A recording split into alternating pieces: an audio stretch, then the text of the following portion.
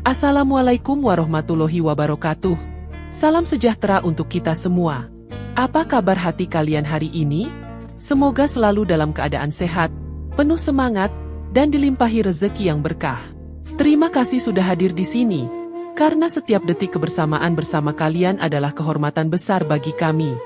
Jangan lupa dukung terus channel kami dengan cara subscribe, like, dan nyalakan lonceng notifikasi, supaya kalian tidak ketinggalan cerita terbaru dari kami. Yuk, langsung saja kita simak ceritanya. Siang itu matahari menyengat, halaman rumah besar keluarga Fahri dipenuhi kursi dan hiasan sederhana. Pernikahan baru saja usai di masjid, dan kini rombongan pengantin tiba di rumah untuk acara penyambutan. Arsita melangkah masuk dengan hati berdebar, berharap sambutan hangat akan meneguhkan keyakinannya bahwa cintanya pada Fahri adalah jalan hidup yang benar.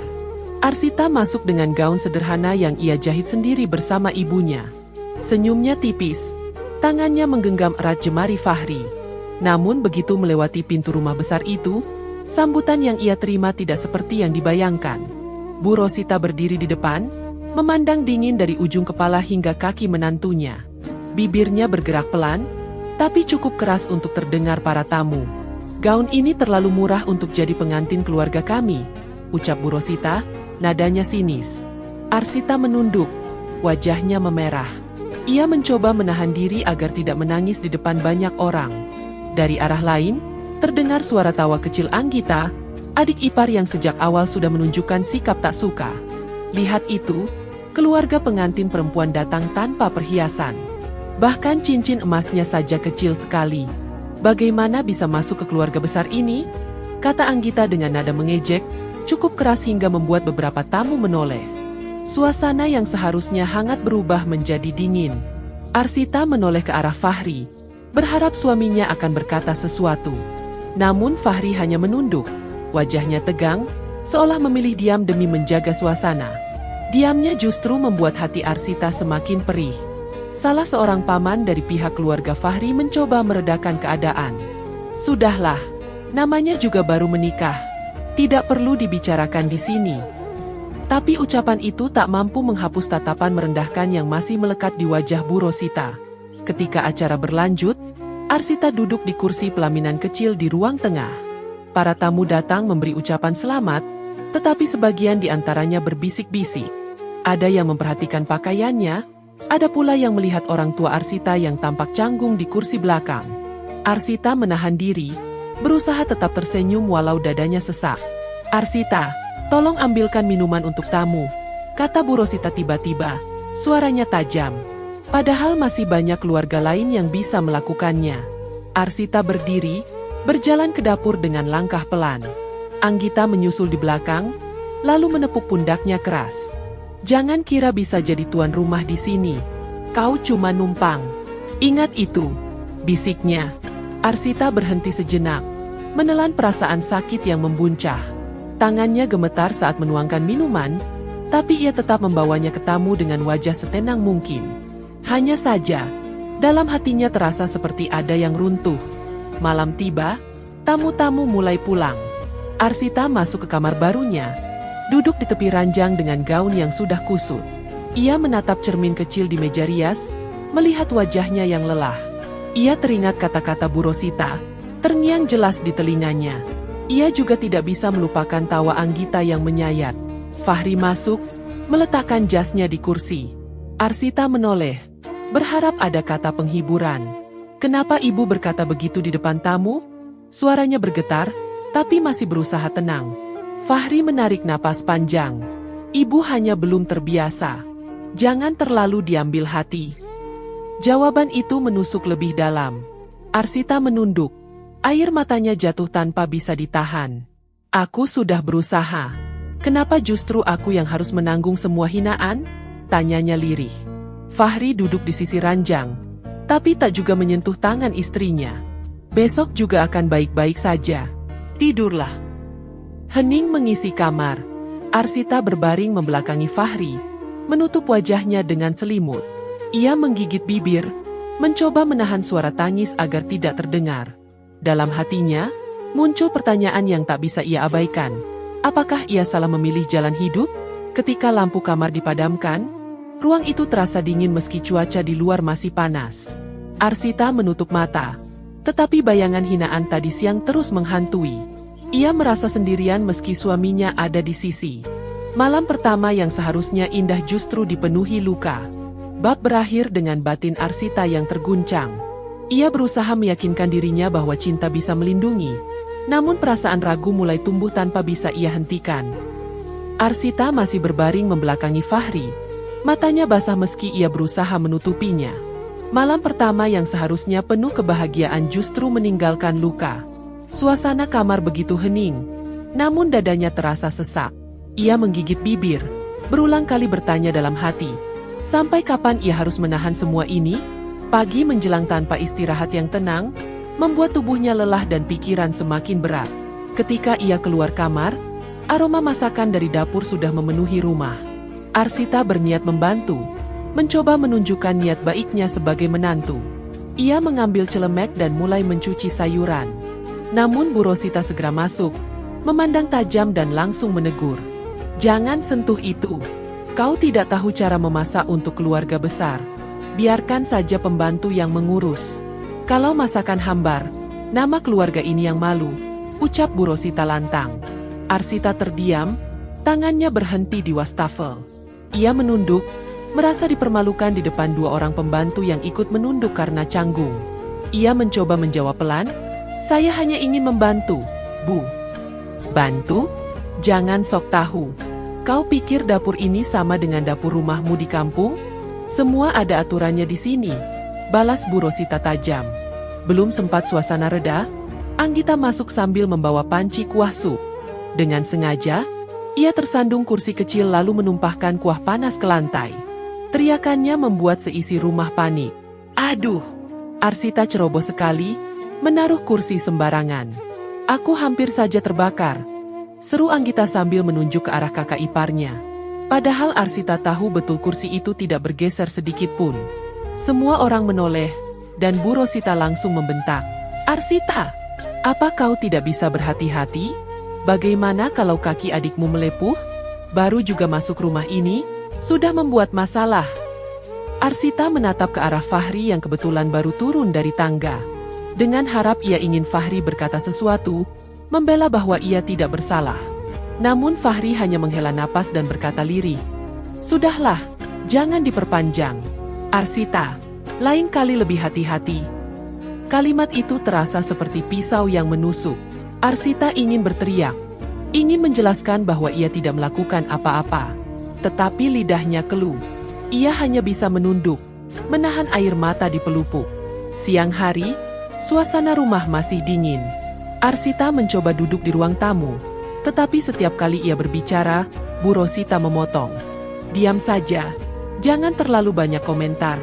Perempuan yang baik tahu kapan harus bicara, kapan harus diam," ucapnya keras di hadapan tamu keluarga. Fahri yang duduk tak jauh hanya meneguk air minum, tidak memberi pembelaan. Arsita merasa semakin terjepit, seolah tidak punya tempat untuk bernapas. Malam tiba, makan malam keluarga besar digelar di ruang tengah. Meja panjang penuh dengan lauk pauk yang disusun rapi. Semua anggota keluarga duduk berurutan sesuai kebiasaan.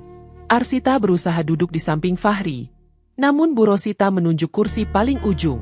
"Kau duduk di sana saja. Di dekat dapur lebih mudah kalau mau mengambilkan tambahan," kata Bu Rosita dingin. Arsita berjalan menuju kursi itu, menahan perasaan tertolak. Dari tempatnya duduk, ia melihat Fahri dikelilingi keluarga, tertawa kecil meski wajahnya tampak kaku. Arsita hanya bisa menatap piring kosong di depannya. Ketika makan dimulai, Anggita dengan sengaja menjatuhkan sendoknya ke bawah meja. "Arsita, tolong ambilkan sendok baru untukku," ucapnya dengan senyum mengejek. Arsita berdiri, mengambil sendok, lalu menyerahkannya tanpa kata. Bu Rosita kembali menambahkan sindiran. "Lihatlah, adikmu ini serba bisa. Semoga kau belajar lebih banyak agar tidak mempermalukan keluarga kami di depan orang lain." Semua mata memandang Arsita. Ia merasa dadanya sesak.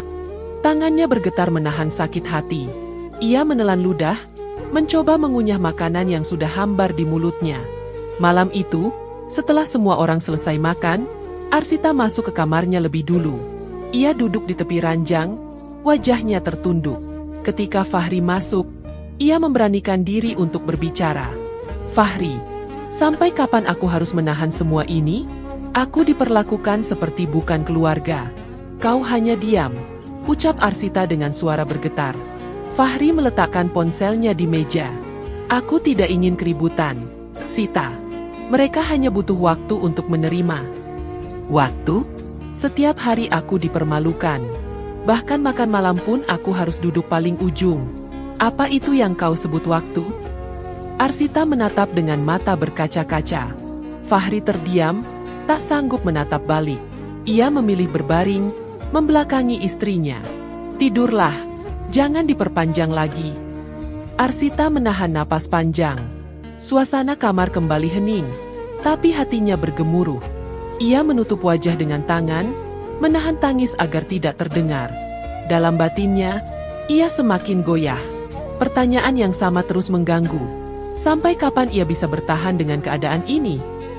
Arsita masih duduk di tepi ranjang dengan wajah basah air mata, mengingat kejadian di meja makan yang begitu menyakitkan. Perasaan terbuang membuatnya sulit bernapas lega. Malam itu ia berjanji pada dirinya sendiri untuk tetap kuat, meski di dalam hati sudah mulai muncul retakan. Pagi berikutnya, rumah sibuk dipenuhi persiapan pesta ulang tahun Bu Rosita. Tamu undangan dari keluarga besar dan tetangga sudah dijadwalkan hadir. Arsita yang masih lelah, tetap berusaha menampilkan wajah tenang, walau batinnya penuh luka. "Arsita, kau siapkan seserahan untuk acara malam ini. Jangan mempermalukan keluarga besar," perintah Bu Rosita di ruang tengah, nadanya seperti sebuah ancaman. Arsita hanya bisa mengangguk. Dengan uang seadanya, ia membeli buah segar di pasar. Keranjang kecil ia susun rapi, ditutup kain bersih. Ia tahu itu sederhana, tapi hanya itu yang mampu ia bawa. Saat malam tiba, tamu mulai berdatangan dengan pakaian mewah. Seserahan dari keluarga lain ditaruh di meja besar. Kotak berisi perhiasan, kain mahal, kue besar, dan makanan istimewa. Arsita menunduk saat ia meletakkan keranjang buahnya. Tatapan tajam Bu Rosita langsung mengarah padanya. "Hanya buah? Ini pesta ulang tahun, bukan acara piknik," ucapnya lantang di hadapan tamu. Beberapa orang terkekeh, sebagian lain saling berbisik. Arsita merasakan darahnya naik ke wajah. Ia ingin menjelaskan, namun lidahnya keluh. Anggita mendekat sambil menutup mulut menahan tawa. "Ibu benar. Rasanya malu sekali kalau orang luar melihat seserahan keluarga kita seperti itu," katanya sambil melirik tetangga yang berdiri tak jauh. Tawa kecil terdengar, membuat dada Arsita semakin sesak. Arsita menoleh ke Fahri, berharap suaminya akan berbicara. Namun Fahri berdiri di samping ibunya. Wajahnya kaku, mulutnya terkatup rapat. Diamnya lebih menyakitkan dari 1000 hinaan. Arsita menunduk, air mata menetes tanpa bisa ia tahan. Seorang tetangga mendekati Bu Rosita, berusaha menenangkan. "Bu, tidak usah dibesar-besarkan. Buah juga baik, tanda niat yang tulus." Namun Bu Rosita tak berhenti. "Tidak, ini soal harga diri keluarga. Kalau orang tidak sanggup, seharusnya tidak usah memaksa masuk ke keluarga besar ini." Kata-kata itu menusuk tajam. Arsita merasa tubuhnya gemetar. Ia mencoba bertahan, tapi suaranya hampir pecah. "Saya sudah berusaha, Bu," ucapnya pelan, hampir tidak terdengar. "Usaha? Usaha seperti ini hanya mempermalukan kami," jawab Bu Rosita cepat. Tawa kecil Anggita kembali terdengar, kini lebih keras. Beberapa tamu menoleh dengan wajah penuh rasa ingin tahu. Arsita menunduk lebih dalam, berusaha menutupi wajah yang basah. Acara terus berlanjut, tapi bagi Arsita, setiap menit terasa seperti jam. Ia hanya duduk di kursi belakang, tidak ada seorang pun yang menemaninya. Tangannya menggenggam kain kerudung erat, berusaha menahan diri agar tidak pergi begitu saja. Ketika tamu sudah mulai pulang, Arsita kembali ke kamarnya. Ia menutup pintu perlahan, lalu duduk di lantai. Tangisnya pecah, kali ini tidak bisa ia bendung. Ia teringat wajah ibunya di kampung, teringat betapa mereka dulu bekerja keras menjahit gaun pengantin sederhana. Semua usaha itu kini terasa sia-sia di hadapan mertua yang hanya menilai harta. Pintu kamar terbuka. Fahri masuk, menatap istrinya yang terisak. Arsita mengangkat wajah, matanya merah. Kenapa kau tidak bicara apa-apa tadi? Kau biarkan aku dipermalukan di depan semua orang. Suaranya pecah, penuh luka. Fahri terdiam sejenak, lalu berkata datar, aku tidak ingin memperpanjang masalah. Ibu sudah terlalu banyak bicara. Aku tidak bisa melawannya di depan umum. Jadi aku yang harus menanggung semuanya sendirian. Arsita menatap tajam. Suaranya bergetar. Aku hanya ingin dihargai, Fahri. Aku tidak minta lebih. Fahri menunduk, tidak sanggup menjawab. Sudahlah, Sita. Nanti juga reda. Arsita terdiam, merasa seluruh tubuhnya lemah. Ia menutup wajah dengan tangan, kembali menangis. Fahri hanya duduk di sisi ranjang, tanpa mengulurkan tangan. Keheningan semakin menyiksa. Di ruang tengah, suara Bu Rosita terdengar dari balik pintu. Anak itu tidak cocok untuk Fahri. Lebih pantas kalau ia bersama perempuan yang kaya. Banyak pilihan lebih baik daripada menanggung menantu miskin. Anggita menimpali dengan tawa lirih. Benar, Bu. Fahri terlalu baik untuk Arsita. Kalau saja ada kesempatan, kita bisa kenalkan dengan kenalan kita yang lebih pantas. Arsita mendengar samar-samar percakapan itu. Ia menutup mulutnya agar tangisnya tidak terdengar keluar. Dadanya perih, perasaannya remuk, hatinya penuh pertanyaan. Apakah ia hanya seorang istri titipan yang tidak pernah benar-benar diterima? Malam itu, kamar mereka dipenuhi hening. Arsita terbaring sambil menatap langit-langit. Matanya tak bisa terpejam. Di sampingnya, Fahri sudah tertidur. Sementara luka di hati Arsita semakin dalam. Ia merasa seolah tidak ada tempat untuk dirinya, bahkan di rumah suaminya sendiri. Arsita masih terbaring menatap langit-langit kamar. Telinganya terus menangkap percakapan Bu Rosita dan Anggita yang meremehkannya di ruang tengah. Suara-suara itu tidak hilang dari pikirannya. Bahkan setelah rumah berangsur sepi, matanya bengkak karena tangis, dadanya sesak. Malam yang harusnya tenang kembali penuh dengan luka. Pagi hari, ia mencoba menenangkan diri dengan membantu memasak, berharap ada sedikit penerimaan. Namun saat nasi hangat dan lauk sederhana ia sajikan, Bu Rosita langsung mengernyit. Apa ini? Makanan hambar begini pantasnya untuk siapa? Bentak Bu Rosita. Ia menyendok sayur, lalu melemparkannya ke lantai. Kuah tercecer, lantai licin, dan aroma bumbu sederhana memenuhi ruangan. Kau tidak becus jadi istri. Malah bikin rumah ini malu kalau ada tamu datang. Arsita terdiam, tangannya bergetar. Ia berjongkok, membersihkan lantai dengan lap, tapi matanya basah menahan air mata. Anggita yang melihat dari ambang pintu justru tersenyum miring. Benar kata ibu, Arsita cuma numpang hidup. Tetangga pun sudah tahu. Mereka bilang kakak iparku ini perempuan miskin yang hanya bisa bergantung. Arsita tertegun, kepalanya menoleh cepat. Kau bicara apa, Anggita? Anggita menjawab sambil pura-pura sibuk dengan ponselnya. Aku hanya bilang apa adanya. Orang kampung sudah menggunjing. Katanya, kalau bukan karena Fahri, mana mungkin kau bisa tinggal di rumah sebesar ini? Kata-kata itu menampar batinnya lebih keras dari apapun. Arsita menunduk. Air matanya jatuh ke lantai. Saat itu Fahri masuk ke ruang makan, melihat suasana tegang. Ia tidak menanyakan apa yang terjadi, hanya berkata datar, Arsita, jangan terus membuat masalah.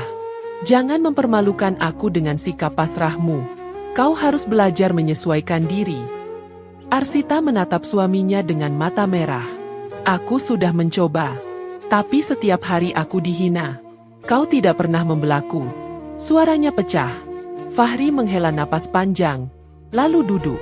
Aku tidak mau ribut dengan ibu. Itu hanya membuat keadaan makin runyam. Kalimat itu membuat hati Arsita semakin hancur. Ia merasa benar-benar sendiri, tanpa pembelaan, bahkan dari suami yang dulu berjanji melindungi. Siang itu, saat semua orang sibuk menyiapkan makan, Arsita duduk lelah di ruang tamu. Bu Rosita masuk, wajahnya masam. Kenapa kau hanya duduk? Malas sekali. Tidak pantas jadi menantu di rumah ini. Sebelum Arsita sempat menjawab, tangan Bu Rosita melayang menampar pipinya. Suara tamparan terdengar jelas hingga membuat beberapa orang rumah menoleh. Arsita terhuyung, pipinya perih, matanya langsung panas. Hening sesaat, lalu Anggita tertawa kecil. Kasihan sekali, Bu. Sekali disentuh sudah jatuh begitu. Arsita berdiri kaku, tubuhnya gemetar. Semua penghinaan yang menumpuk seakan pecah bersamaan. Ia menatap mereka dengan air mata bercucuran. Aku sudah cukup. Aku tidak bisa lagi tinggal di sini, ucapnya dengan suara serak. Ia masuk ke kamar, membuka lemari, dan memasukkan beberapa potong pakaian ke dalam tas kecil. Tangannya bergetar, setiap lipatan pakaian disertai perasaan sakit. Fahri masuk, wajahnya bingung. Apa yang kau lakukan? Aku pergi, jawab Arsita tegas. Aku tidak sanggup lagi. Kau biarkan aku dihina setiap hari. Aku tidak tahu lagi siapa yang bisa kuandalkan di rumah ini. Fahri mendekat, mencoba menahan lengannya. Jangan gegabah, Sita. Kau hanya emosi. Arsita menepis tangannya. Bukan emosi. Ini luka. Aku tidak bisa bernapas di rumah ini. Hening panjang mengisi kamar. Arsita menutup tasnya, lalu berjalan keluar dengan mata basah. Bu Rosita dan Anggita berdiri di ruang tengah, menyaksikan tanpa niat menghentikan. Bahkan tatapan mereka penuh kepuasan. Malam itu, Arsita melangkah keluar gerbang dengan pakaian seadanya. Udara dingin menusuk kulit, namun rasa sakit di dadanya jauh lebih tajam. Ia berjalan tanpa tujuan, hanya mengikuti langkah kakinya yang berat. Air mata terus jatuh, tapi di balik tangisnya, perlahan tumbuh tekad. Dalam hatinya, Arsita berbisik pada diri sendiri. Ia tidak akan kembali ke rumah itu kecuali sudah mampu berdiri di atas kakinya sendiri. Malam itu Arsita berjalan meninggalkan rumah besar keluarga Fahri dengan tas kecil di tangan dan air mata yang belum kering. Udara dingin menusuk, jalan terasa panjang. Namun hatinya lebih berat daripada langkah kakinya. Ia tidak tahu harus kemana.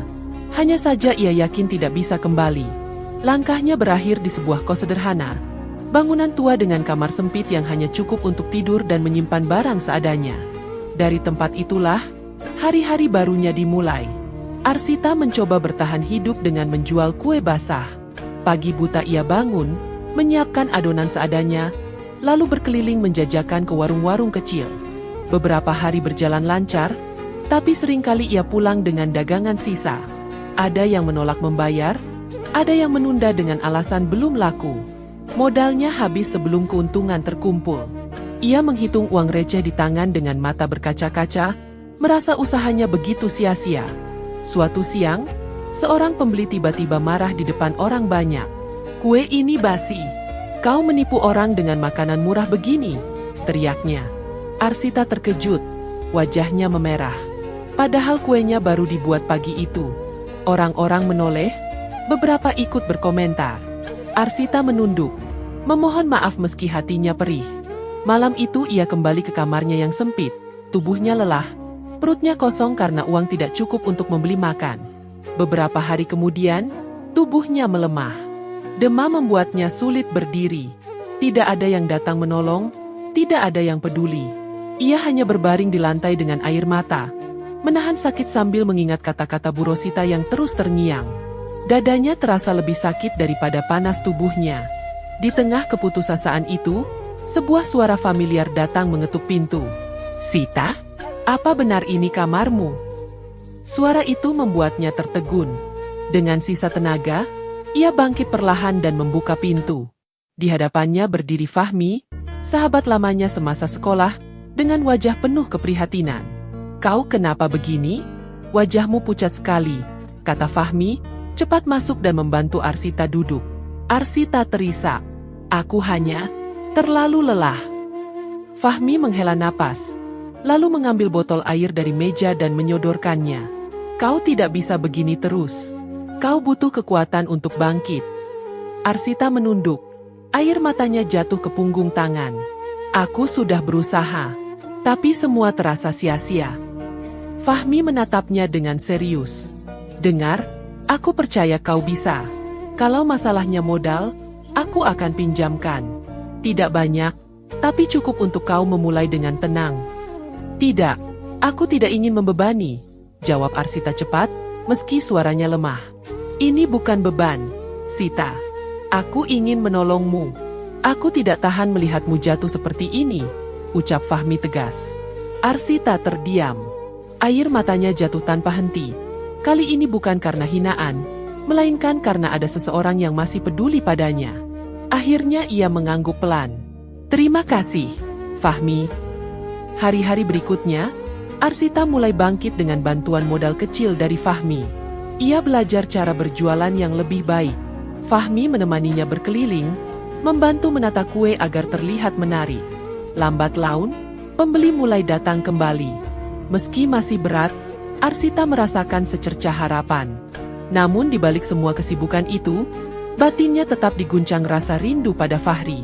Malam-malam sepi membuat pikirannya kembali pada janji yang pernah diucapkan suaminya. Arsita menutup mata, mengingat wajah Fahri yang dulu ia cintai sepenuh hati. Hatinya perih, tetapi ia menolak untuk menyerah pada kerinduan. Tidak, aku tidak akan kembali dengan keadaan seperti ini, bisiknya pada dirinya sendiri saat duduk di lantai kos. Aku harus berdiri di atas kakiku sendiri, walau sesakit apapun jalannya. Air matanya jatuh, menandai pertempuran batin yang tak kunjung usai. Ia sadar jalannya masih panjang, namun kali ini ia memilih untuk tidak berhenti. Arsita masih duduk di lantai kos dengan mata bengkak setelah semalaman bergelut dengan kerinduan pada Fahri. Tekad yang ia ucapkan pada dirinya sendiri menjadi pegangan, walau rasa sakit itu tetap menghantui. Pagi berikutnya, ia kembali bangun lebih awal, menyiapkan adonan, dan berjualan dengan semangat baru. Berkat kerja keras yang tidak putus, usahanya perlahan mulai tumbuh. Kue-kue yang ia buat semakin banyak peminat. Sampai akhirnya ia memberanikan diri membuka kios kecil di pinggir jalan ramai. Dengan kios itu, Arsita mempekerjakan 2 orang karyawan untuk membantunya. Setiap hari kios ramai oleh pelanggan, beberapa bahkan datang dari jauh karena mendengar rasa kuenya enak. Arsita tersenyum bangga setiap kali melihat pembelinya pulang dengan puas. Namun keberhasilan kecil itu ternyata memunculkan iri dari orang lain. Suatu sore, seorang pedagang lain mendekat sambil bergumam cukup keras. Mana mungkin dagangan bisa laris begini tanpa main curang? Jangan-jangan ada yang tidak beres, ucapnya. Desas-desus menyebar, hingga suatu hari aparat datang ke kiosnya. Arsita terkejut melihat mereka menggeledah dengan wajah penuh kecurigaan. Ada laporan bahwa barang yang dijual di sini hasil curian. Kami harus periksa, kata salah satu dari mereka. Arsita panik, wajahnya pucat. Pak, ini kue yang saya buat sendiri. Silakan periksa dapur saya, semua jelas. Aparat masuk, memeriksa satu persatu bahan dan peralatan. Arsita menahan napas, tangannya bergetar. Fahmi yang kebetulan ada di sana berdiri di sampingnya, menenangkan. Tenang, Sita, katakan saja yang sebenarnya. Setelah semua diperiksa, aparat akhirnya keluar dengan wajah kaku. Kami tidak menemukan apa-apa. Ternyata laporan itu tidak benar. Mereka pergi, meninggalkan kios yang dipenuhi tatapan pelanggan. Arsita menunduk, menahan air mata yang hampir jatuh. Kenapa harus seperti ini? Aku hanya ingin hidup dengan tenang, bisiknya pelan. Fahmi menepuk bahunya. Orang iri itu banyak. Jangan biarkan mereka menghancurkanmu. Kau harus lebih kuat. Namun masalah tidak berhenti di situ.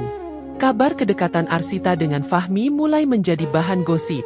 Beberapa pelanggan berbisik saat membeli. Katanya, Arsita itu berselingkuh. Makanya usahanya cepat maju. Arsita mendengar sendiri, dadanya sesak.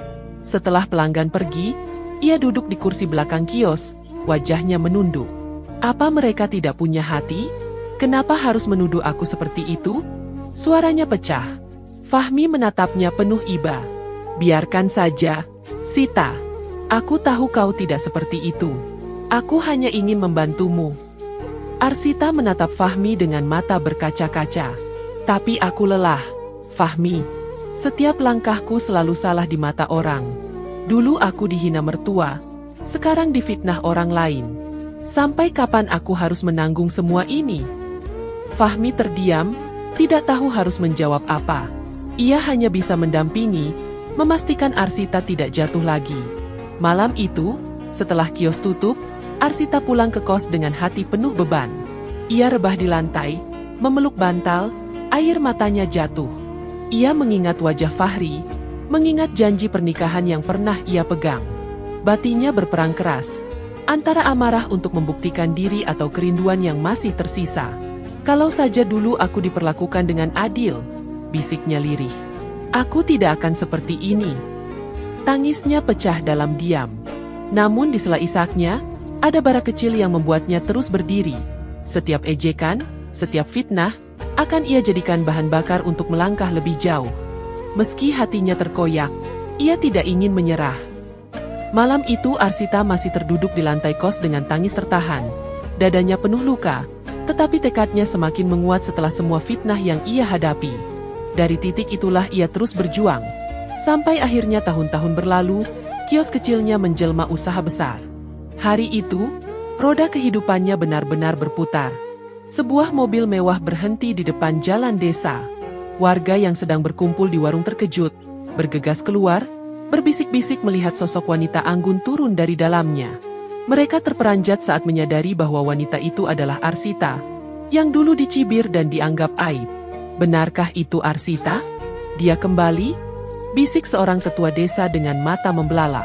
Warga lain segera berlari mendekat. Astaga, dia cantik sekali sekarang. Pakaian dan mobilnya, luar biasa. Ujar yang lain dengan nada kagum. Dalam sekejap, orang-orang berkerumun, berebut menyalami dan menyambutnya seolah ia membawa berkah. Di rumah besar itu, Bu Rosita sudah menyiapkan kursi paling depan. Wajahnya yang dulu penuh kesombongan kini berusaha ramah. Begitu melihat Arsita melangkah masuk, ia cepat bangkit. "Sita, duduklah di sini, di kursi paling terhormat," ucapnya dengan suara dibuat manis.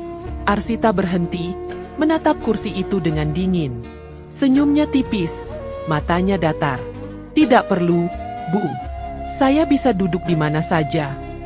Seketika suasana menjadi kaku. Anggita mendekat, senyum dipaksakan di wajahnya. "Kakak ipar, akhirnya kembali juga. Kami sudah lama menunggu." Tangannya mencoba meraih lengan Arsita, tetapi Arsita menepis halus. Tatapannya tajam, membuat Anggita kehilangan kata. Senyum di wajahnya memudar, berganti gugup. Langkah-langkah terhenti ketika Fahri muncul dari balik pintu. Wajahnya penuh keriput penyesalan, sorot matanya redup. Ia berdiri beberapa meter dari Arsita, suaranya gemetar. "Sita." Arsita menoleh perlahan, menatap pria yang pernah menjadi cintanya. "Apa yang ingin kau katakan, Fahri?" Suaranya tenang, tapi menusuk. Fahri menunduk, menarik napas berat. "Aku menyesal. Aku salah tidak membelamu. Setiap kata ibu, setiap hinaan, aku biarkan. Aku bodoh. Maafkan aku." Arsita terdiam sejenak. Semua ingatan pahit kembali muncul. Kuah sup yang dituduhkan padanya, makanan yang dilempar ke lantai, tamparan di pipi, hingga hinaan di pesta ulang tahun. Dadanya sesak, matanya berkaca-kaca. Ia menggenggam tangannya erat, menahan gemuruh di dada. "Aku berdiri di sini bukan karena belas kasihanmu, Fahri. Semua luka itu aku bawa sendirian. Kau hanya diam, melihat aku dipermalukan. Dan hari ini, apa maafmu bisa menghapus semua itu?" Arsita menatapnya dengan mata basah, namun tetap tajam. Fahri melangkah maju, suaranya makin parau. "Aku tidak bisa menghapus masa lalu, tapi izinkan aku menebusnya." Arsita menggeleng pelan, air mata jatuh di pipinya. "Tebusan apa yang bisa mengembalikan harga diriku yang kalian injak? Tidak ada, Fahri." Warga yang menyaksikan hanya terdiam, sebagian menunduk, merasa perih melihat ketegaran Arsita. Bu Rosita mencoba mendekat, suaranya dibuat lirih. "Sita, ibu juga salah. Semua itu masa lalu. Lupakanlah. Mari kita mulai baru." Arsita menoleh, menatap Bu Rosita dengan tatapan yang tak bisa dibaca. "Masa lalu kalian adalah luka yang tidak bisa kuhapus. Dan luka itu masih ada di sini," ucapnya sambil menepuk dadanya pelan. Keheningan menyesakkan ruang. Anggita menunduk, wajahnya memerah. Fahri hanya bisa berdiri terpaku, matanya basah, Mulutnya terbuka tapi tak sanggup bicara lagi. Arsita memalingkan wajah, menutup matanya sejenak, lalu menghela napas panjang.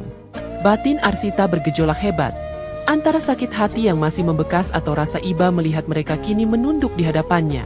Ia berdiri tegak, tubuhnya gemetar karena menahan rasa yang bercampur, sementara ruangan terasa penuh sesak oleh keheningan. Keheningan masih menyesakkan ruang setelah tatapan dingin Arsita menusuk semua yang hadir. Bu Rosita yang biasanya keras kini perlahan maju. Langkahnya goyah. Wajahnya basah. Suaranya bergetar. "Sita, maafkan ibu. Semua ucapan dulu, semua sikap kasar ibu. Ibu salah. Ibu buta. Kau tidak pantas menerima semua hinaan itu." Ia terisak, tangannya terulur, namun gemetar di udara, tidak berani menyentuh. Arsita hanya menatap tanpa ekspresi. Ingatan tentang makanan yang dilempar ke lantai, tamparan di pipi, dan kata-kata tajam Bu Rosita berputar dalam benaknya. Hatinya seperti ditusuk, antara sakit dan iba yang bertarung di dada. Anggita ikut melangkah maju, suaranya memelas.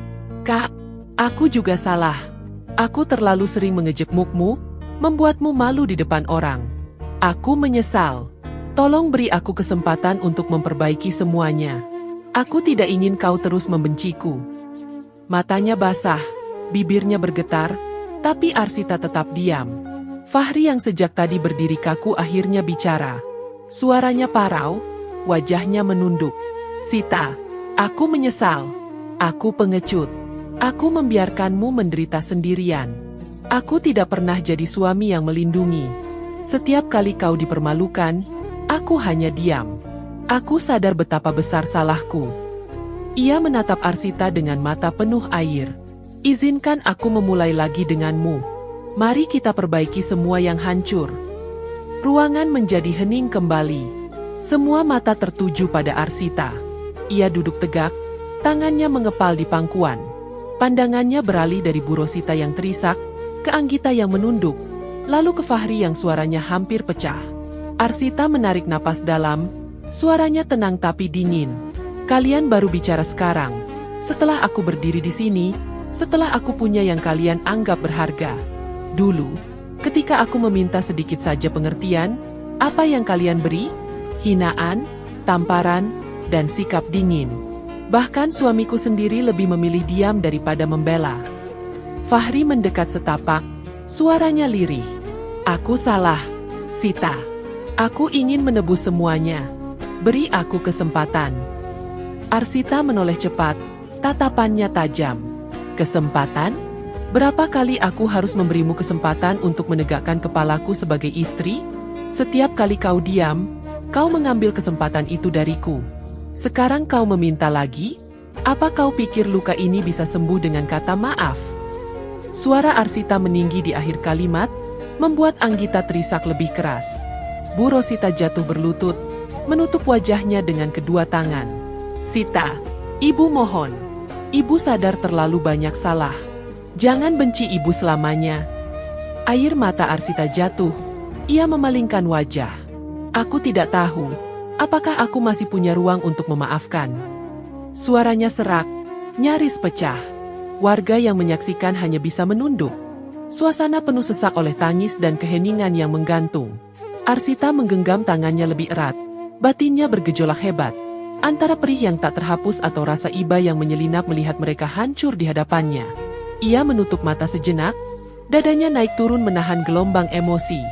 Air mata mengalir, tapi wajahnya tetap tegar. Ia tidak menjawab permohonan mereka, membiarkan semua terhenti dalam ketegangan yang menggantung. Suasana di ruang itu masih penuh tangis.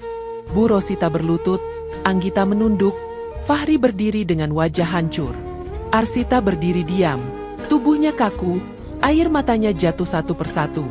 Semua permintaan maaf terngiang di telinganya, tapi hatinya tetap perih. Ia mengingat semua luka, kuah panas yang dituduhkan padanya, makanan yang dilempar ke lantai, tamparan di depan banyak orang, hingga malam-malam ia menangis sendirian. Semua itu menumpuk jadi satu, berdiri kokoh dalam ingatannya. Arsita menoleh ke arah Fahri. Suaranya bergetar namun tegas. "Fahri, aku menikahimu dengan harapan kau akan jadi pelindungku. Tapi kau memilih diam ketika aku dihina. Kau biarkan aku jatuh sendirian. Sekarang, setelah aku berdiri, kau ingin kembali? Aku tidak akan kembali ke rumah yang dulu menginjak harga diriku. Fahri menunduk.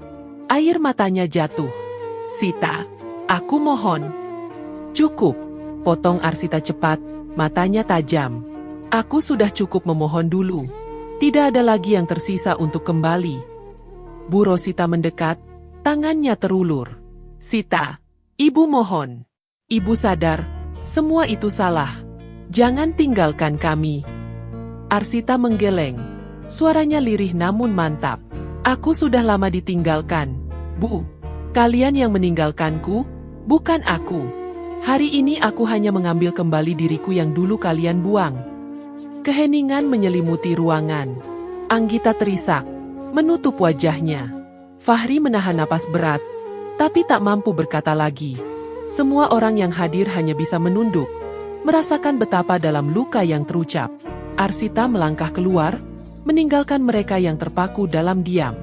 Di depan rumah besar itu, ia berhenti sejenak, menatap bangunan yang dulu menjadi tempat penuh luka.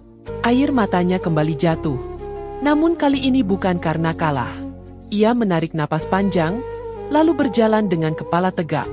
Warga desa yang berkerumun di halaman menyingkir memberi jalan. Tidak ada satupun yang berani berkata.